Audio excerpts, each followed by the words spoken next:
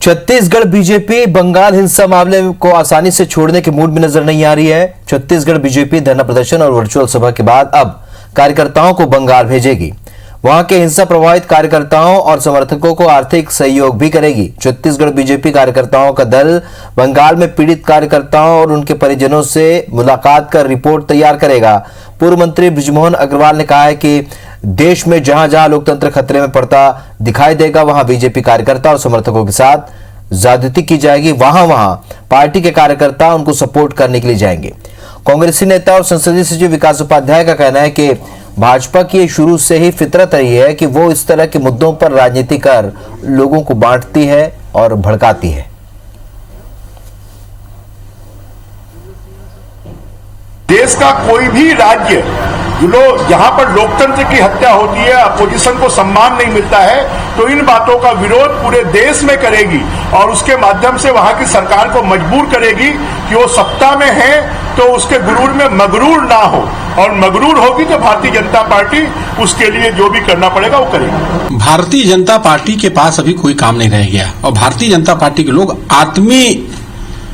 जो emotional issue होते हैं उसको छेड़कर इस देश को अस्त व्यस्त करना चाहते हैं। अब वो बहुमत तो हासिल नहीं कर पाए, लेकिन जिसको बहुमत मिला है उसके बहुमत को कैसे गलत साबित करना है उसके लिए वो काम कर रहे हैं।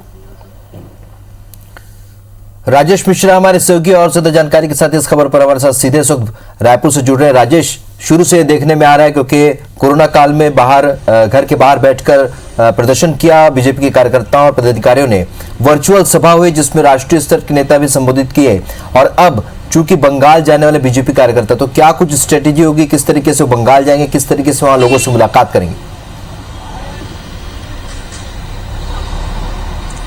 देखिए, सबसे पहले मैं बता दूं कि भारतीय जनता पार्टी ने पिछले दिनों जो शिव प्रकाश आए थे यहाँ पे राष्ट्रीय सह संगठन महामंत्री, उनकी 3 दिवसीय दौरे के बाद छत्तीसगढ़ भारतीय जनता पार्टी ने अपनी रणनीति में थोड़ा सा बदलाव किया है। लगातार बंगाल की हिंसा के मुद्दे को जीवित रखना चाह रही है। लगातार वो पूरे देश में और छत्तीसगढ़ सहित पूरे देश में मैसेज देने की कोशिश कर रही है कि भारतीय जनता पार्टी के नेताओं, कार्यकर्ताओं और समर्थकों के साथ पश्चिम बंगाल में अन्याय हो रहा है, और उस पश्चिम बंगाल में अन्याय हो रहा है जहां पर कांग्रेस समर्थित सरकार, ममता बनर्जी की सरकार है। तो ये साबित करने की कोशिश कर रहा है, और इसको देखते हुए पिछले दिनों इस दौरे के ठीक बाद ही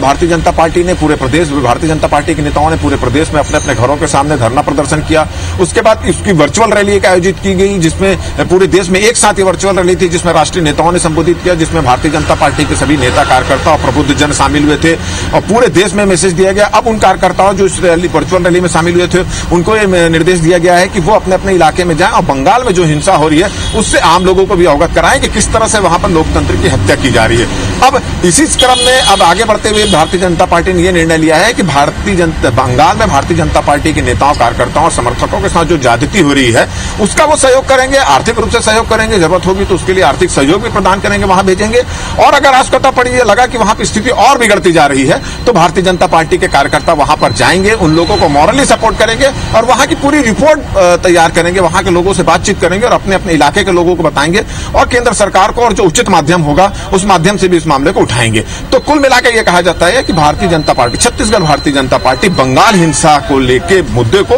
वो लगातार भुनाना चाहती है, क्योंकि एक सॉफ्ट मुद्दा है। जिस तरह की बातें भारतीय जनता पार्टी करी, किस तरह से कल वर्चुअल रैली के दौरान वो बंगाल में जो हिंसा है उसकी जो वीडियो क्लिपिंग दिखाई गई, निश्चित रूप से इस मुद्दों को, जो एक नाजुक मुद्दा है, उसको उठाकर वो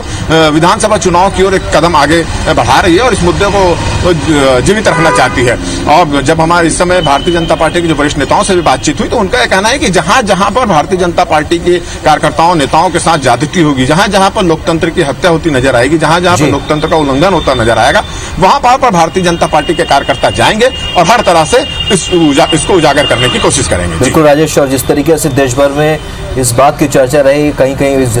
हिंसा की निंदा भी होती रही कि किस तरीके से यहाँ पर चुनाव संपन्न होने के बाद हिंसा हुई है, जाहिर सी बात है एक बड़ा मुद्दा बीजेपी के हाथ लगा है और राष्ट्रीय स्तर पर इसे भुनाने की पूरी कोशिश अब बीजेपी कर रही है, और देखना ही होगा कि अब इसके बाद आगे क्या स्ट्रेटेजी होती है बीजेपी की। आपका बहुत बहुत शुक्रिया हमारे साथ जुड़ने के लिए।